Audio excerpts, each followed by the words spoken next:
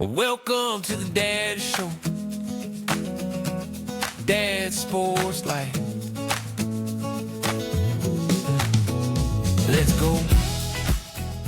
Today's guest on the Dadger is former defensive lineman Ethan Hemer, a tough Wisconsin-built competitor who's now a proud girl dad of 2. Today, he's channeling those same values into life after football as the major director of gifts at our enemy, Michigan State. Thanks for joining me, Ethan. Good to be here. So, tell us a little bit about yourself, your upbringing. I know you're from Medford, born and raised in Medford, and had a couple siblings, correct? That's right. I got a younger brother and older sister from Medford, Wisconsin, home of Tombstone Pizza, your grocer's aisle favorite from the freezer aisle. My upbringing was such that loved Wisconsin sports, had a chance to walk on at UW, didn't know exactly what that would entail other than I wanted to see if I could play at the highest level. And that was the dream. So left my hometown of Medford and chased the dream at Wisconsin, and it kind of gave me the world, my experience at UW. I've got friends of a life that came out of it and experiences that helped get me into the work that I do today. So I've raised money at the athletic department at MSU, but I had a chance to meet the donors who made it happen had made my scholarship happen at an endowment luncheon at Wisconsin. And I thought, well, when I'm done playing, maybe I could do that for someone. And didn't know it'd be state. Couldn't stand this place when I was where I took this job. It was 2011 fake Hail Mary to Keith Nichol. Yep. People here love it when I tell this story, because then I follow it up with the championship game in Indianapolis. Right. Anyway, found a home here. Didn't know it was going to be here, but my family has really struggled with the adjustment to this place. But Mary, my wife, and I and our girls are very happy here. We found a lot of similarities between the institutions, what the brand means, who you recruit, and the similarities between Lansing and Madison as metros that are getting more and more closer together. Yeah. In an interview, you said your family had a little bit of difficulty with it, but in an interview you did with Getting to Know Your Steelers when you were with the Steelers, you said you have loved football ever since you were 5. What do you think drew you to the sport of football? God, you're pulling out some real good interviews. Oh, yeah. I got a couple of them here. So I think what drew me to it was watching the Packers, and as a 5-year-old kid, I think I went to a game at Lambeau, and that was incredible, right? Like, changes your whole perspective on what's possible when you see that many people gather in that space, watching them play a sport, and that stuck with me. And then as I got older, it became a sport that I couldn't really play because of Pop Warner limitations on weight and different criteria that thankfully doesn't exist in the youth sport anymore. But it became this idea that I'd really like to play that and enjoy that experience. When I got older, in 8th grade, high school, et cetera, it became a great outlet for me. All my friends were playing it. It was a great social experience for me. So I think it started probably going to a game as a young man, but then it grew over time as I was continually exposed to it or limited to it in some ways. Yeah, so I guess was your first experience with football, I think you said 8th grade, and had you played organized sports before that, at a certain age? So I started playing football in 5th grade, but I had to play with the 6th and 7th graders because of my size and the limitations they had. And that was horrible because you're like trying to figure out, you're an awkward 5th grader trying to figure out what it is. And I wasn't good. I wasn't athletic in any way. I just was a large body. So I did that for 2 years, 5th grade, 6th grade, and then I needed to take a break from it. But then in 8th grade, started back up again and just fell in love with the experience after that. But I grew up playing hockey. That was my first love, Adam. And also did some baseball. I was a terrible baseball player. But my family's actually really big into curling. Okay. In Medford. Medford's got a curling club.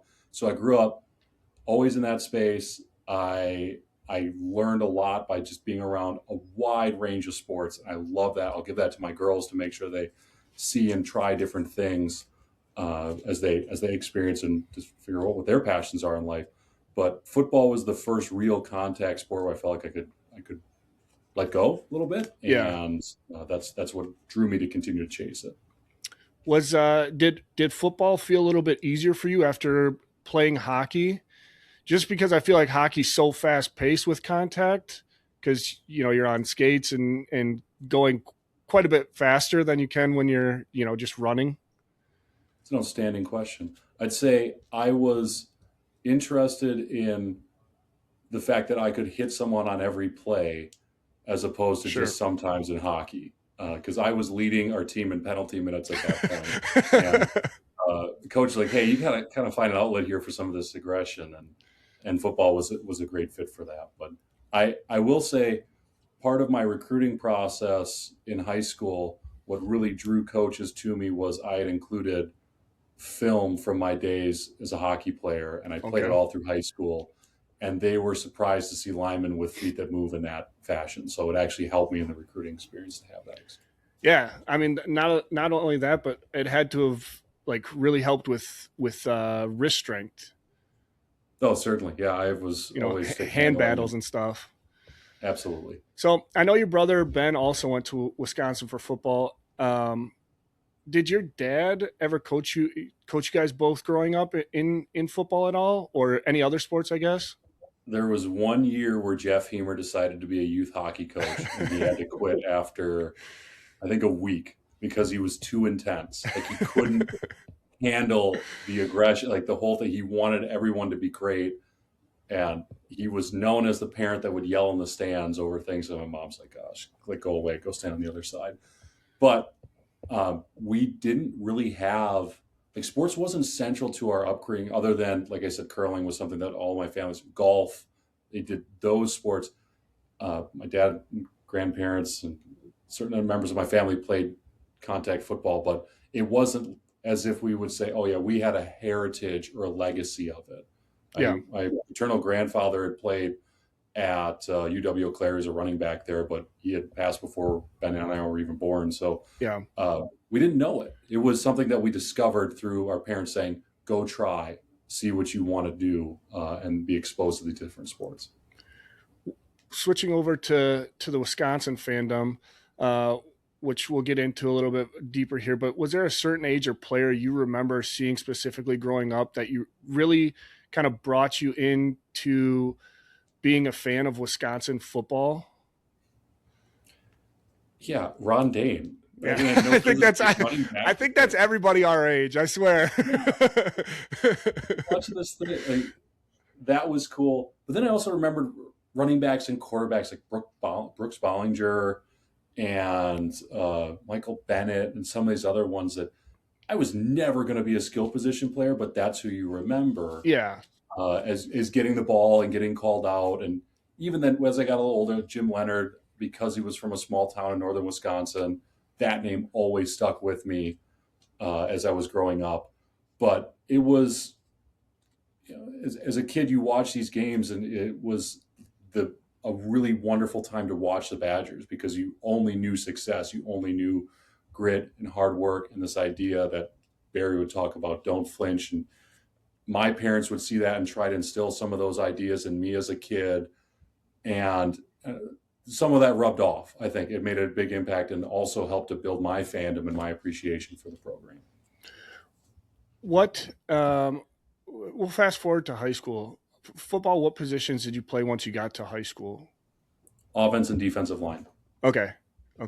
We were like a school of 750 kids. You play both ways. Okay, that's kind of what I thought. So your mom talks about in an interview she did with Bucky's Fifth Quarter when you were going through college about you and Ben, but she talks about you had offers from Eastern Michigan, Miami of Ohio, Illinois State, a couple Dakota schools. I guess what went into considering choosing a walk-on spot at Wisconsin over those schools? And was there did you have a preference, I guess, on being recruited for offense or defensive line, or were they all recruiting you for defensive line?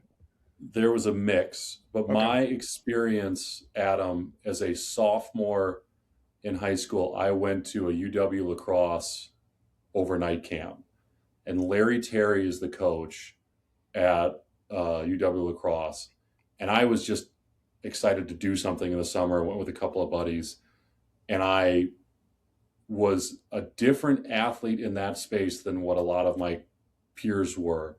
And Larry had pulled me aside and said, like, you could do this if you wanted to play college sport. If you want to be a college football athlete, like, you could do this. And I thought for that whole year, like, my dream is to go to UW lacrosse. I would love to go and play for this guy that showed an inkling of interest in me. Yeah. The next year I went to a junior day, and it was really my high school football coach that said, listen, that's always going to be there for you. You need to change your perception on what's possible for you from an education perspective and from a playing experience. And it's no disrespect to what UW lacrosse offers. I mean, WEAC in general, awesome experience. Yeah. But it was really helpful to have an adult in my life, because my parents didn't know anything. An adult in my life that said, let's see what we can do to go a little further. Yeah. So that's when I started to send out film, worked with a recruiting agency to start really selling myself, calling coaches, doing a lot of that. I had an okay junior year, but we were in the middle of nowhere, Wisconsin, with no conference home, so I had very little accolade to sell. It wasn't until my senior year when I really had something going, and these schools were seeing me in a different light. That's when the offers started to come in. But to your original question, how did I decide on Wisconsin over these other ones? The other schools, I got to the point where I realized they're always going to be there, not to the same degree as UW lacrosse, but I always knew if I went to a school like Wisconsin and it didn't work out, I could always go down. Yep. I could find a different home if it wasn't for me. I just wanted to play. And I didn't know where that was going to be, but as my parents had laid it out to me and said, this is your choice, I decided I'll never know what's possible for me unless I shoot for the highest level I possibly can. So I took a risk to gamble on myself and said, all right, I'll come and see what this Wisconsin experience is like. And I was thoroughly awoken to a different level of football than I had ever been exposed to, and a different level of coaching. It was great in that sense because I was forced to grow very quickly. But that was ultimately why I chose to say no to the other offers and take a chance on the Wisconsin experience. Was your high school football coach your biggest sounding board when you were kind of making this decision? Coach Ted Wilson was a huge asset for me in also understanding, is my film good enough? Is my work ethic good enough? Based on when I told him this is what I want to chase, he helped level set with me in terms of what I was doing in practice and games to be at that level. And then when I was done after my senior year, I'd been all state and I had all region, I had these accolades. I needed help from him to understand, like, what does this look like in terms of the questions and concepts. He was a great sounding board.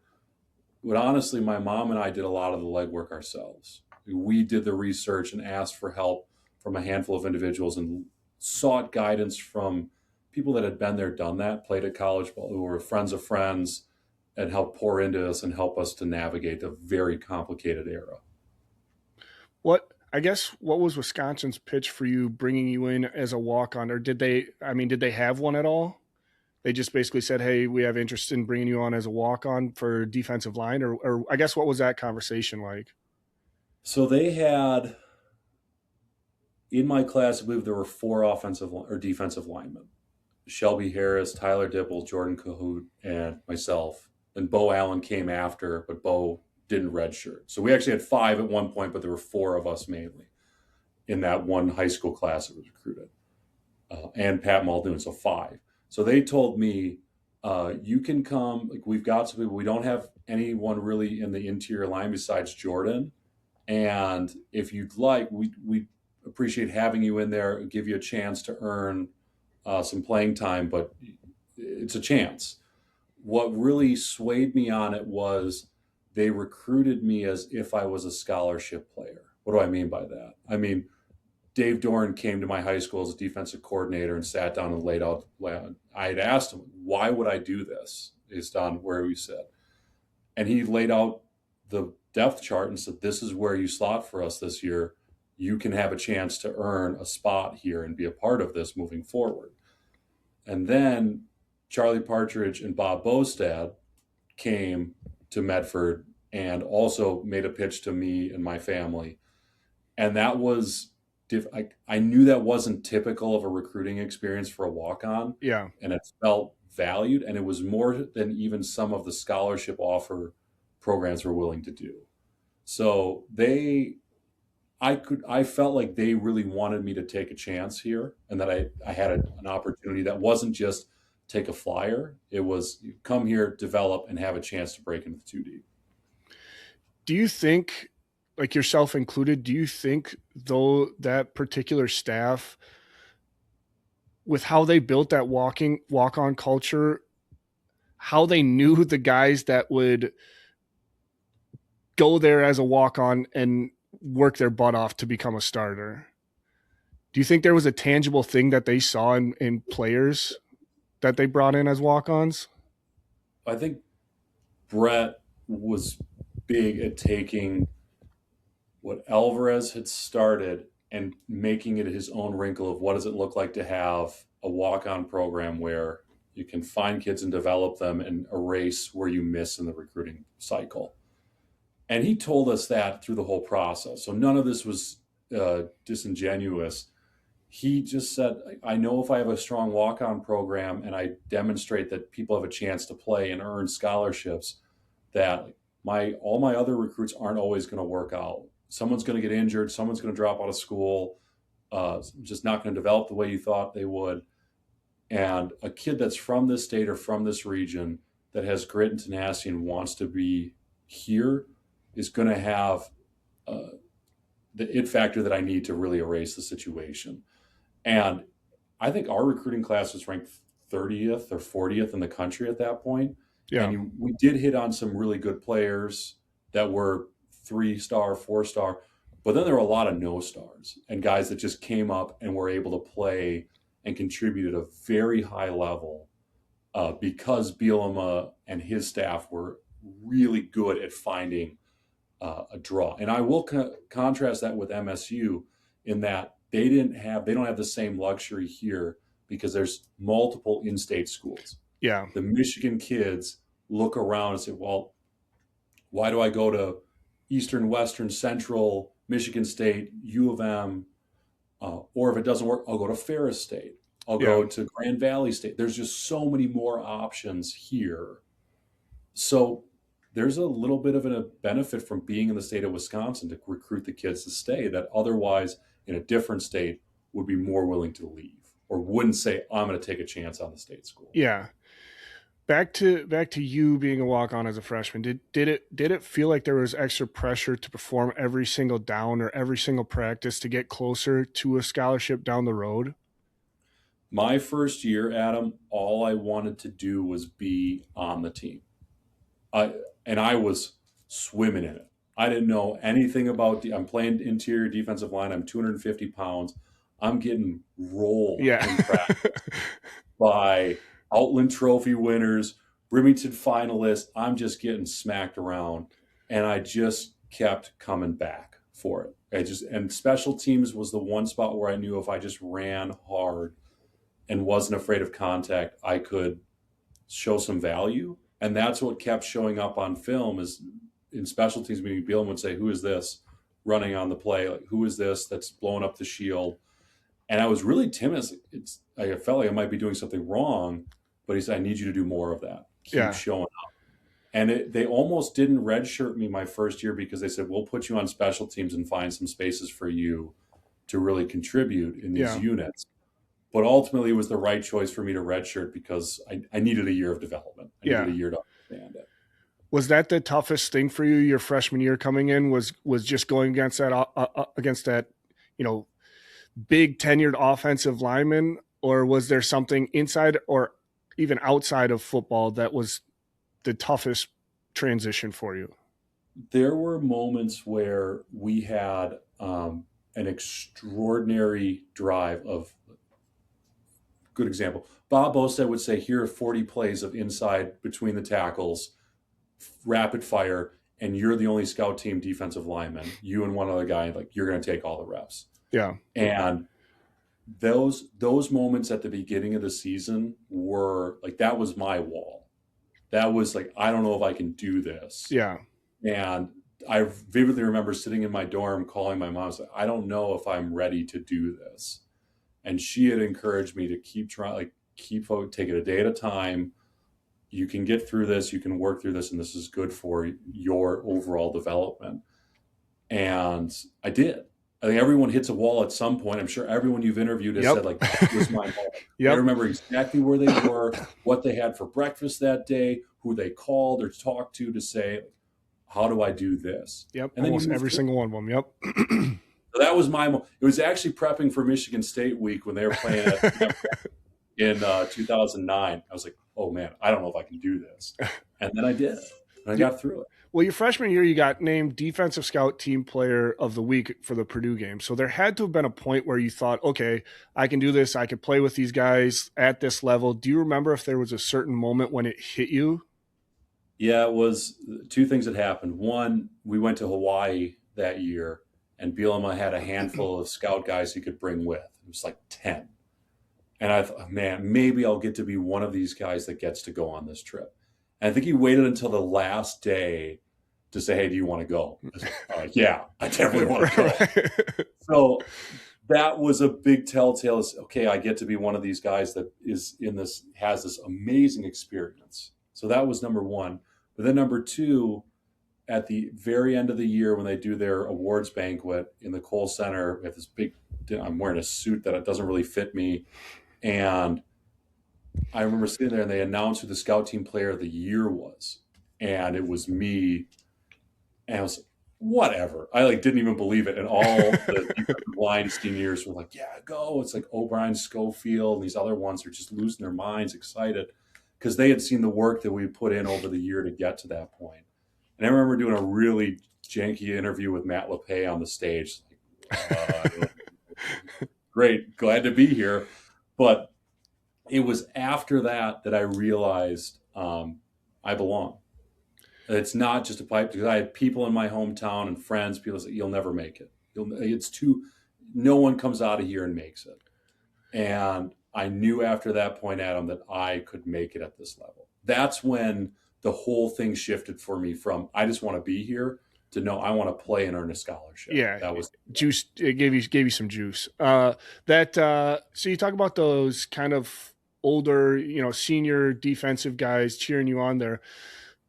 Did any of those guys kind of take you under their wing your freshman year and kind of help you? Oh, great question. The group my freshman year, the most vivid thing I remember about freshman year was that every one of those seniors in there, from Dan Cascone to O'Brien Schofield to even guys that were brand. I remember we had a wrestler that had decided he was going to play football for us. Jordan Hine. Okay. Jordan Hines played only high school and decided, okay, I'm going to come and play defensive line. And he was 1 year into this thing. And every one of them, if you chose to lean in and be a part of the process, they were willing to help you. Yeah. They were willing to give you a chance to be a part of what that room was. And Charlie Partridge was relatively new at that point too, but he just show up and do the job in front of you and put in the extra effort, and they reciprocate. They wanted to see. Dan Moore was another one. Dan Moore was a JUCO transfer, and he had seen some things in life. And I remember saying, Dan, I have no idea what this is like. And Dan's like, don't worry, we'll help you. Yeah. Those things will stay with me forever, that they poured into me in that moment.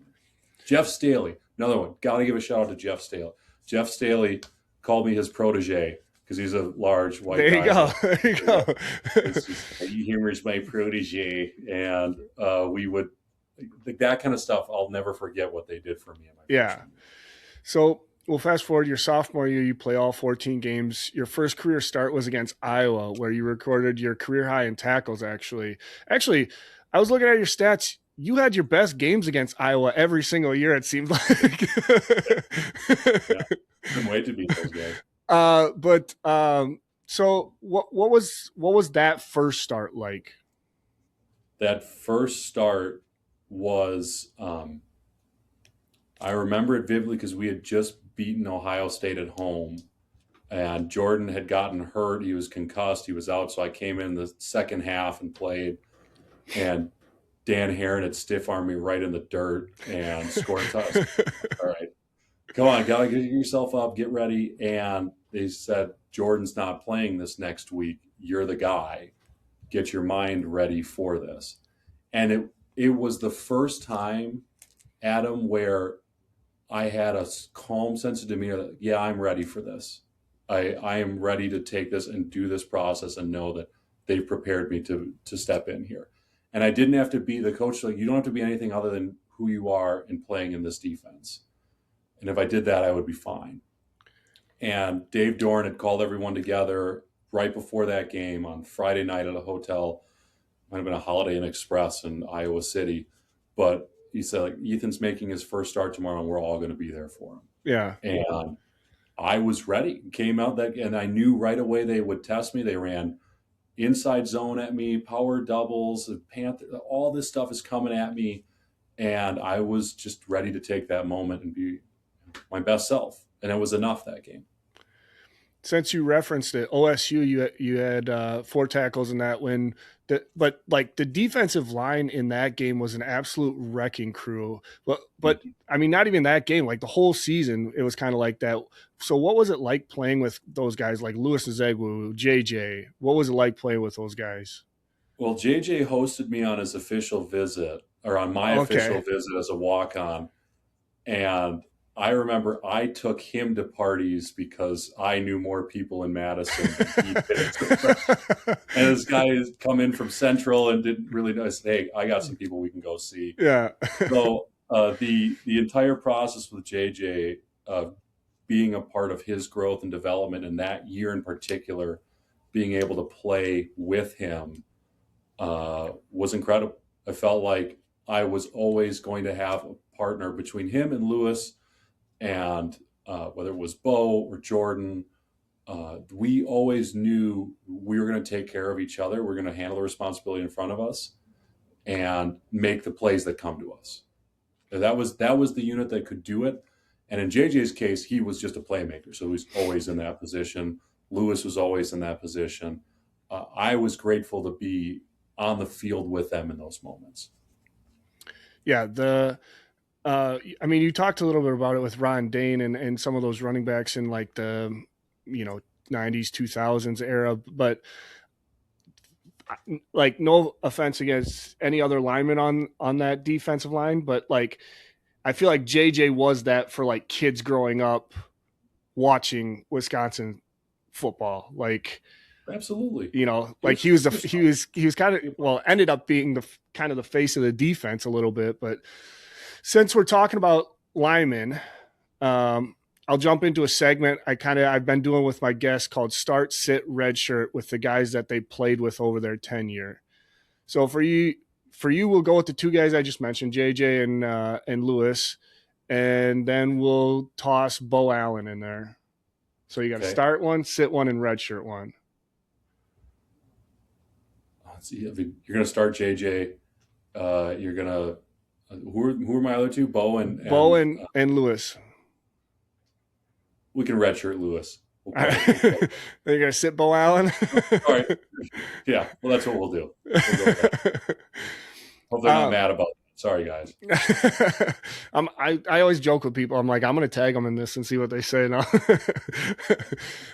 We'll get into it a little bit later. I mean, we did a little bit of it, but some foreshadowing that you got your first career sack against Michigan State and then 5 tackles against them in the Big Ten championship. How good did it feel to get revenge for that?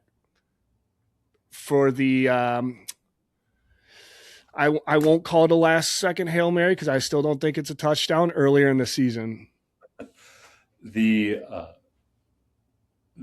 relief that happened after that special teams play where they hit Nortman And I watched, because I was on the field for that, and I watched them run the ball all the way down to the 1 yard line. I thought the game's over. And then turn around and see some laundry on the field and realize we had just won the game. It's hard to really conceptualize that moment, other than I remember Pat Buttram running up to me and said, I told you we'd go back. I told you we'd go back to the Rose Bowl, and we didn't. And it was incredible. And it was like, yes, we did it to those guys. Yeah. Those two programs were the best in the conference, absolutely deserved to be in that space on that platform. And we knew we belonged in that Rose Bowl after that. After feeling the pain of the last second loss, when the position presented itself for MSU, was there any part in your mind like, I don't know if I could take this? Yeah, 100%. When they posted the job, because I was living in Indianapolis at that point. Yep. My wife Mary and I had decided we were ready to go on an adventure, and when MSU had posted the position, okay, well, can we really do this? Because Mary was a volleyball player at Wisconsin, so she knew MSU and had her own experiences at MSU. And she said, well, why don't you go on an interview and see what you think about the campus and the whole experience, and see what you remember and what's different, and see if the people are going to fit. And the interview was awesome, because I came here and I saw a campus that was different from UW, but a town that had similarities. And I saw a passion and a fan base and an experience that mirrored my own. This could have been me, just in a different state. Yeah. And I saw a drive to be competitive. At the time, they had just come off the Peach Bowl, and I said, okay, they're going to have Izzo and Tucker, and these guys are going to be awesome, and I want to be a part of a winning culture. And what this is. Yeah. Turns out the wheels fell off as soon as I got here. Well, the thing implodes, and you still got Izzo. Yeah, we still had Izzo, so that was saved it. But it was hard for me to really say, "Oh, can I do this?" Until I got here, until I met the people, and then I said, "Yeah, we can really do this. We could be really happy here." So back to that 2012 season. So you and Jared were expected to receive the final 2 scholarships until the Badgers brought in, obviously, Russell Wilson. So, and then I read, not wanting to choose between the two of you, Bielema basically just chose neither. Is that accurate? So, that is accurate. So were they transparent with you in that whole process? And I guess, how are you able to stay mentally focused in playing at a high level and being a team player after that kind of decision? That process, what played out, was possibly the best thing that happened to me as a human being. It was devastating as a player. Yeah. Because Bielema used to do this where you would announce it at the beginning of camp or in the middle of camp. And Jared and I knew we had done everything we possibly would have been required to be in the mix for the scholarships. Yeah. And we had no idea what the scholarship count was, Adam. He didn't tell us what. So it wasn't until the second or third to last day of camp that he called us in one by one and told us, I can't choose between you two. I'm going to give it to a special teams player that's been grinding it out. And as soon as the next semester hits, I'll put you on. And I felt betrayed. I know Jared did too. In hindsight, now that I work in this industry and understand it, I think anyone that gets into coaching or into people management, I have a different level of empathy for the decision that Brett had made in that moment. And I respect him very much as a coach, and he did a lot for me and gave me a chance to be here. So there's no ill will towards the decision that was made. In fact, because that scholarship was delayed, it really forced me to reconsider, why am I here? What's my motivation to do this?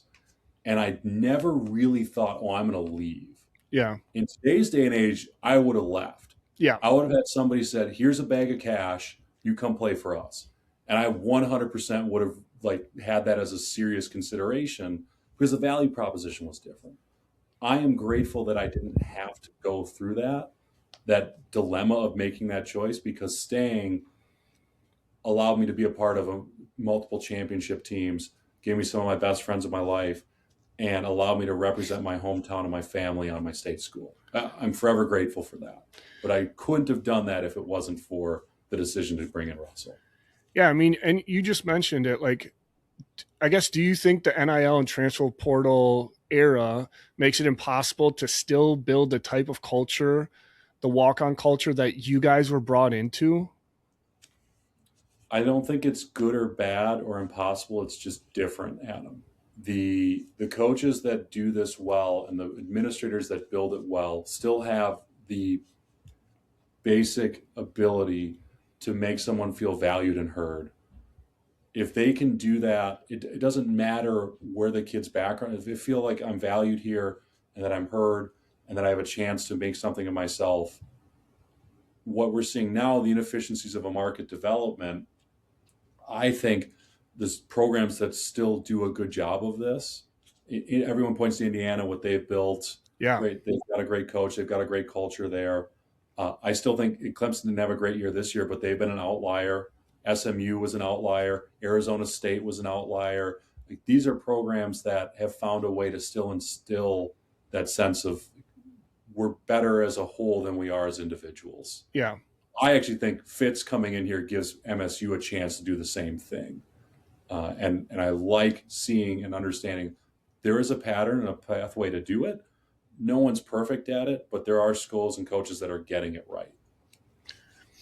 You talk about it in a couple articles I read, that earning that scholarship was one of the greatest accomplishments of your life.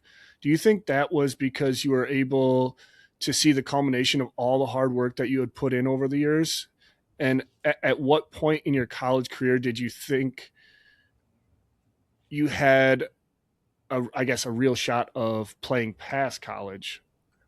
As a 19, 20, 21-year-old, that's absolutely true. I felt like this was my greatest accomplishment. This was the biggest thing I could possibly do because it was an example of me betting on myself and proving that I could do this, not only to myself, but to everyone that was in my circle and everyone outside of the circle, that this was something that I could accomplish. And I knew no one would ever be able to take that away from me.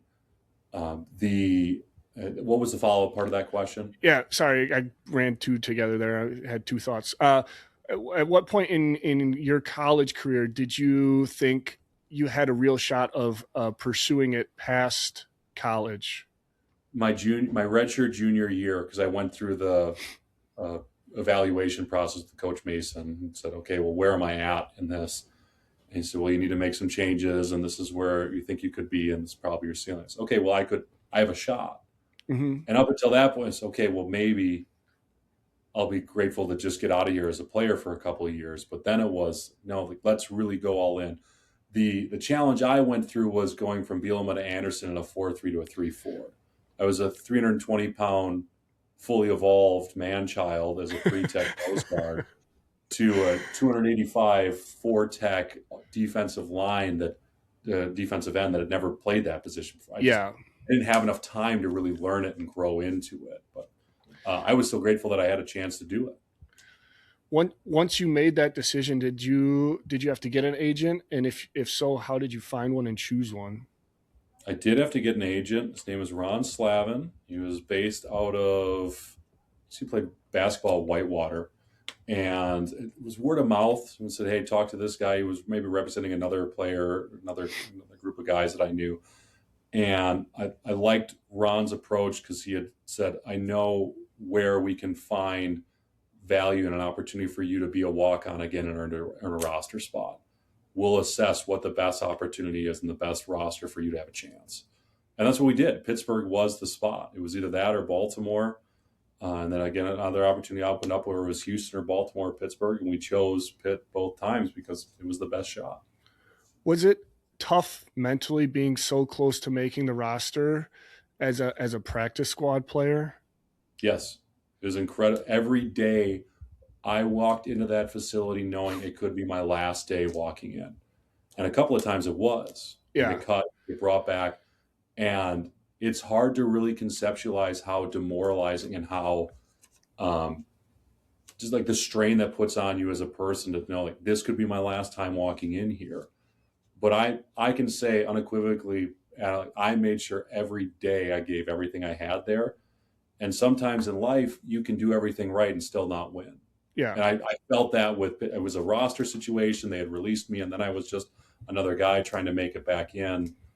And it was time to find a new passion. It was trying, because I didn't want to fast forward and say, oh, I've been chasing this dream for 5 years and I have a little money in my pocket, but no marketable job skills. And I'm starting from scratch. Yeah. I didn't want that to be my future. Yeah. I think Garrett Groshek put it best when I was talking to him. He said, you basically have to be perfect on every single play of every single practice. But not only that, it's, for guys that were walk-ons, you had the 4 years to build into that player that the team needed you to be. But with practice squad, like, you needed to be that player like 2 days, it's like a very short amount of time. Every day was like that, Adam. Yeah. Go in, give everything you've got. Still may not be enough, but if you even want a chance at doing this, you have to stay healthy and be available. The special teams and the strength conditioning coach at Pittsburgh gave me the best line. He said, your best asset in this building is that you're available. Always be available. And I was. Step in for everything I could possibly do. And I got to learn from some of the best in the business and try to apply that to life after sport. So I'm forever grateful I got to be in the building. Yeah. Post playing, you stay in the sports realm, working your way to the assistant athletic director at Marion, where you had referred to it. You guys were in any. What made you want to switch from being an assistant AD to going into kind of that NIL world where you are now? So my experience at Marion was great because I had to wear a lot of hats, and I did a lot of fundraising. I covered a lot of different units, but I really wanted that assistant AD experience. I worked on a project to see if Marion would switch from NAI to Division II or Division I and try to be a mid-major. Mm-hmm.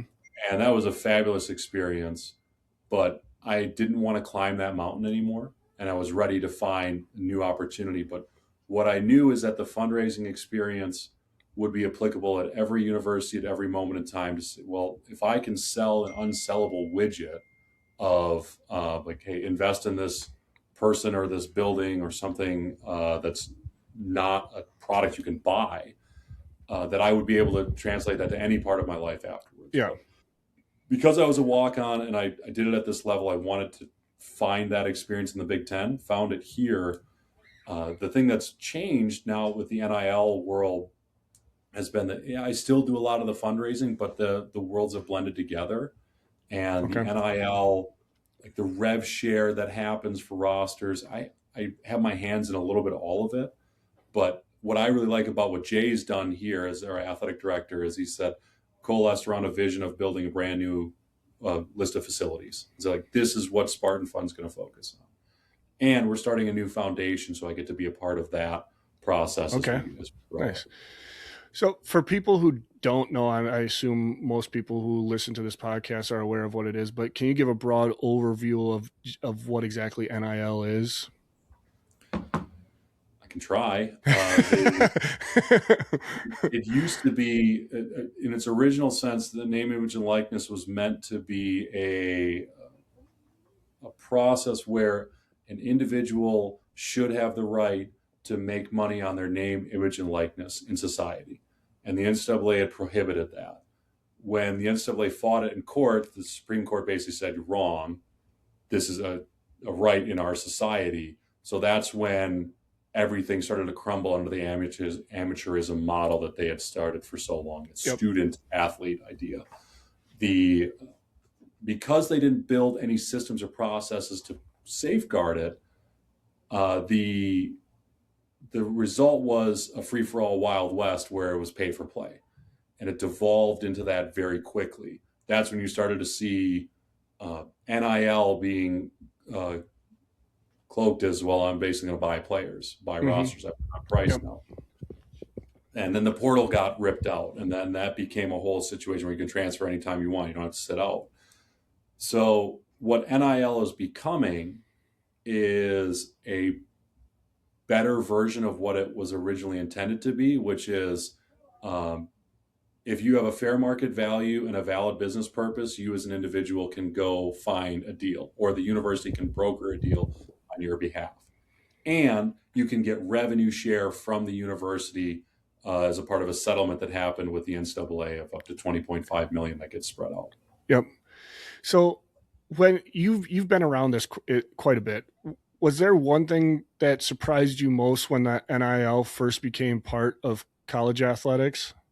The change in the recruiting structure became, what can this institution do for me, as opposed to how will this institution mold me to be a better human being? Yep. And that has been, like I said, it's not good or bad. It's just different. Yeah. Coaches that have evolved to be able to recruit with that dynamic have done a great job. Others have retired, or they've phased themselves out because they haven't been able to put together a roster that's competitive. Ultimately, this has really uncovered, like, what's our why for doing this? Yep. And if we want to protect what makes college athletics really important, which is an experience that's different from the general student body, we have to do this very well. And part of what that looks like now is, instead of just learning how to open a checkbook, you might get financial education on how do I buy a house. Yeah. That's a general concept that now is coming to play more because the money looks like that, and you can do that, but you cut the learning curve in your life by having these experiences now with the money that you can use. I guess in your experience, is the biggest misconception from fans that every single player is just looking to be paid the highest dollar amount and they're not getting any resources, they're just getting paid? Or do you have one that comes to mind that is the biggest misconception when you talk to fans about NIL? The biggest misconception right now is that the system is broken. The system is evolving. It's going through iterations. It's a market that started from scratch. This didn't exist prior 10 years ago. So with any market in economics, like, you have to tolerate the inefficiencies of market development. And we have only had guardrails really for the last 18 months. So what it looks like today won't be what it looks like in 3 years. I won't be surprised if collective bargaining comes into play. Like, that's an idea that 10 years ago people would have said, that's sacrilegious. How could you possibly talk about that with the college athletes experience? So Yeah. the system isn't broken. It is flawed, and it's perfectly designed to give the output it's giving today, but the system is going to change. It's going to look different year over year, whether it's the schedule, the portal, the NIL, how you recruit, all of that's going to go through an evolution. Maybe you don't know this, but is it, and maybe it's different for every program, but like, I guess, what is the percentage of money that comes in from the revenue sharing versus like what you do having to go out to, I think, benefactors, or I don't know how you guys refer them to, and getting that money?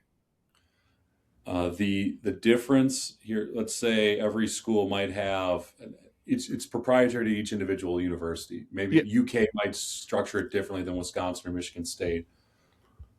Well, let's say for round numbers, you set aside 75% of the cap to football, and then each individual university would have a cap manager and a general manager that would work through how you offer that. Okay. The NIL deals that stack on top of it would be fair market value and valid business purpose that gets cleared by Deloitte. Those don't count against your cap. So that's how universities can go above that cap. But what's not been tested before, Adam, is what's happening right now at schools like Texas Tech, schools like Washington, where people are leaving their NIL deals. Like, are these contracts actually valid? If I'm going to promise you monies that I haven't been realized from a deal that doesn't start until next year, if that deal collapses, am I now on the hook? Is this something is this fraudulent? Like, no one knows. Yeah. No one knows how it's going to play out. So 6 months from now, it might look very different. Yeah, actually,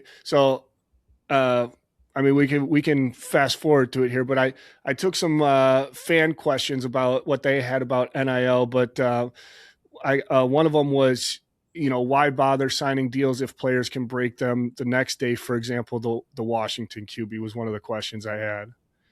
But I assume that's an outlier, right? Like they're going to look at that and probably put guardrails in place so it doesn't happen anymore, right? I hope. Yeah. I mean, like 95% of these deals are good. They're like the system is working for the vast majority across the landscape. You will have individuals in states, in schools, in processes, in agents that will bend or break the system to benefit them individually. So what's happened now with the Washington example is a really fascinating precedent that's going to get set, because the university and the Big Ten are saying, if these contracts don't matter, like, what are we doing? Right. We all agreed to this. And then you've got states like Texas where their attorney general is saying, not one of our state schools should opt into this revenue sharing project. We don't like any of it in the state of Texas. But ultimately, what you want is access to play games against schools and big brands. So if someone gets blackballed, and we really put teeth to this to say, okay, well, Texas, you decide to back out, we're not scheduling you anymore. Or LSU, where this Washington kid was reportedly going, or whatever school it is, if you tamper with this process, now you're getting blackballed and we're not scheduling you for the postseason. Sure. All of that's on the table, but no one knows how that's going to shake out because it's still so new. Yeah. So I guess the next question is, is there going to be, do you foresee a cap coming in place or a governing agency with NIL money? I foresee collective bargaining on the horizon, where NIL factors will play a lesser role, and it'll either be set by the federal government, say these are the processes that'll be in place for what it means to be a student athlete, because that's an inherently American thing. It doesn't really exist anywhere else in the world. So I would envision that either some kind of federal input would change how this system is working, or there'll be a split. Maybe it's or there's a split where the top 50 schools or 40 schools really dictate themselves and govern outside of the purview and decide their own guidelines and limitations with that. Next question. When your school receives less than flattering publicity, like, for example, for you guys recently, maybe the Paul Davis thing, does that affect your job or make it harder at all? I have to be an ambassador for the university, so I have to answer questions on it. Does it make my job harder? If people care, they raise their hand. And if they care enough to raise their hand, it gives me an opportunity to share that I see them and value their input. So if we didn't make mistakes, it wouldn't give us a chance to show people that we care about them. At the same time, I would like for us to have more positive news than negative. Yeah. I would like for us to be able to win people based on what we're doing on the field as opposed to what happens in the stands. Right. But that process, and even to Paul Davis's credit, he was very... he owned it. He owned it, and Izzo we're moving on. So in a news cycle that we deal with, it's probably going to be gone quickly. Yeah. But that's how I would answer the question. Last one I took is from a former teammate, but on the offensive side, and previous guest, Chase Hammond. He wants to know, when will the NIL end? Never. Chase is a very valid question. It's not going to stop because it's a federal issue. Yeah. In the United States, like, you as an individual have the right to earn off of your name, image, and likeness. And the courts have determined you can't strike that down as an individual entity. It doesn't matter if you're a university or a church or an employer. There's different factors. If you have an employment contract, that's the separating factor. So that, I think what happens is the NIL evolves into the contract basis with collective bargaining. And then you'll be saying, well, I'm being compared with the data set like the NFL, where it's, okay, well, if I'm a top 5 offensive lineman or wide receiver based on my production, this is the going rate across the country, across the conference for that player. Yeah. Do you have now? These are all me now. do you have advice to give athletes about separating their self-worth from, like, social media numbers and deal sizes to being an actual player? I'm really not a good one to ask that because I didn't have social media. I kind of did. My handle was Heem Daddy Flex. I was a total nutball. It was ridiculous. Hey, that's a good handle. I like it. I put like this dumb handles. No, it's me. I had, I don't know, 300 people that followed me. So it was not a real thing. Today, it matters. Like, that's your value as an individual. How you separate that as a player, you ask someone, they'd say, get off of it. Don't even be on it. You ask someone who's a professional, say, well, this is my life after sport. I need to be on it. So that's really it's a hard thing to give a solid answer or rule of thumb. It's really an individual's choice on that. Yeah. For parents listening, what should they understand about NIL before, their child ever reaches college? If their child's going to get to that point, I should say. That's a good question. As a parent, I'm going to look at it through the lens of my kids and what I want my kids to know about this as we go on, as I want us to go through this. There are, more so than ever before, you are responsible for educating yourself on who the market makers are, what their motivations are, and how you can protect yourself in that entire process. No one's going to be looking out for you the way you are, and the way your kid needs you to look out for them and the experience that they can have. And in that sense, you have a lot of different factors to weigh out. The more things change, the more they stay the same, Adam. Whether you're being recruited to a Division II school or a Big Ten school, you have to find out, is this the right fit for me? Yeah. To figure that part out. And the NIL factor, you got to educate yourself on what it looks like based on your individual experience, but you still got to figure out if it's a good fit. Yeah. Since you're looking at it through the parents' lens, let's jump into parenting here. So you have two girls. How old are they? 2 and 4. 2 and 4. With you having played, so they're not into sports yet, right? 4 years? Not really. Yeah. Maybe a little soccer for the 4-year-old? Yes. Yeah. Yeah. Okay. With you having played football at the highest level and your wife was a former UW volleyball player, I assume you guys are encouraging sports to your daughters. Yes, absolutely.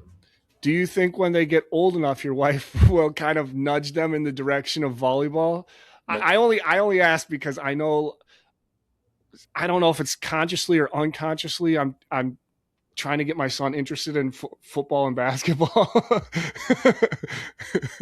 Mary and I are in alignment on this. We will make sure that our kids have whatever experience they want to have in whatever sport they have, as long as the range is robust. Yeah. So if they say, really want to play football or volleyball, Mary said, are you sure? Have you thought about these other sports? You can go play volleyball, but you can try these other ones too. And maybe it's show choir. Maybe it's chess club. Maybe it's golf or swimming or gymnastics, although it's unlikely that either of my kids are really going to love gymnastics because my wife's 6'3" and I'm 6'5". But the fact remains, we want them to have a robust experience and to find the experience that instills the values we want to see in them. Playing football in general, but interior linemen are often thought of for, the toughness, physicality, grit. Do you think being a dad has brought out a softer side of you, or do you think maybe it made you tougher in a completely different sense? Ask that question again in a slightly different way, because this is a good one. I want to make sure that I'm intentional with answering this. Yes. So for example, that's a hard thing to really quantify. Yeah. So for example, for me, I think I've become a softie in terms of to my child, how I interact with him. People would kind of see that as being a little softie. I'm somewhat of a pushover, but I think my mental toughness has really grown in pushing past my comfort zones and stuff I didn't usually normally do before, like whenever you think you can't do something, like you probably can. So my growth has come in understanding uh, the role that a man plays in a young child or in a young girl's evolution is how she grows up. Like the responsibility I have to present a certain way or to be a certain way, my presence in a room, the reaction I have when they bring me something that's shiny and new, or they point something out that's out the window, and how that listening skill of making that 4 or 2 year old really feel heard, Yeah. and how important that is for them in their overall development. That basically says, my dad cares about me. Like, that's something that I suspect every human being that has a child has to really can't really get that until they have one. Yeah. Until they see, and maybe it's when they see, ooh, I really missed the mark here. Like, I wasn't good enough in this moment, and I know I want to be better next time. Like, that kind of vulnerability, that goes way beyond like the toughness aspect or what you learn of in sports, but the principles of it to say, like, am I my best self for the people I love and care about? Yeah. That's what I've really learned through it. Has it been difficult for you between balancing kind of the protection mode, but also letting them kind of go out and explore and do stuff themselves, raising confident and independent young women eventually? A little bit. I think you asked my wife, so yeah, this is really central. Yeah. So I think it depends on who you ask. But I think I have had to recognize that there's a time and a moment and a season for protection and time to let them go. And that like ebbs and flows depending on the circumstances and dynamics. And to be a really great parent, you likely have to make mistakes to figure out how to do that well. Yeah. But if you continue to strive towards it, in theory, you're going to get better over time. Yeah. I catch myself doing that sometimes where I'm like helicopter parenting and I'm like, all right, dude, just chill. He's like, he can do his own thing for a little bit. What do you hope your daughters learn about strength and leadership by watching you? That they can be anything and anyone they want to be, even if the world tells them they can't. And even if someone says that's not for you, I want them to feel like they've got the drive to do that and the ability and the freedom to. Someone told me this once, that your daughter's not bossy, she's got executive leadership skills. I am like 110% in that mindset. Yeah. I'm going to channel this energy and this belief, and Mary and I are in alignment on that as well, to say we want to raise strong, independent women, knowing that they need models of a mom and dad to do that. Yeah. That the world may not match that, and we have to be intentional about showing them a way to do it. You put it perfectly. You don't really know a lot of this stuff until you have a kid, and even then you're like kind of learning it as you go. Is there a biggest lesson to this point of how old they are that you've taken away from being a father so far? That I think it's that the experiences that I had as a child, like my parents also had these struggles. Like my parents were human, and I didn't understand it. I had no idea concept what that meant. And if I know better, I need to do better. If I know like maybe the wounds that I had or my wife had or any of us had as children from how our parents were, you have a responsibility then to decide, well, I'm going to do this a little different. And here's how I'm going to be intentional with it.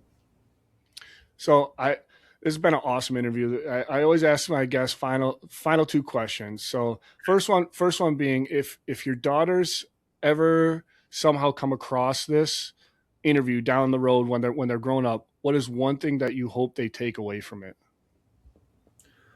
That their dad really wanted to do his best every day to love his mom, or love their mom, love them, and create a better world than what it was a day ago? Can we make this place better tomorrow than it was today? That's what I want them to see. All right. I love that. And the last one, I don't know if you can answer since you're a Michigan State man now. But if you can, how do you think the Badgers football team is gonna be next year? Well, I know that MSU goes to Camp Randall this year, and I really hope I'm on that trip. But I promise you I'll be in green. That's my checks, and I really like getting. Yeah, exactly. But, in the back of your mind, though, no. Yeah, I want to see UW do great. I want to see them relevant. I want to see them I want to see the principles that we had as student athletes on that team and a part of that program. I want to see those infused back into it. Yeah. I'm hopeful that happens this year. I'm hopeful that we see a different caliber of line play than maybe we've had in the past. But I really want to see guys that understand that the W means more than the name on the back of their jersey. Yeah. I hope they can get there. I hope that's what we see this year. All right. Huge thanks to Ethan Hemer for joining the Dadger today, for sharing his journey from Wisconsin football to fatherhood and life beyond the game. If you enjoyed this episode, please like, subscribe, and drop a comment on who do you like to see next. Make sure you're following us on socials. As always, on Wisconsin. Thanks, Ethan. Thank you.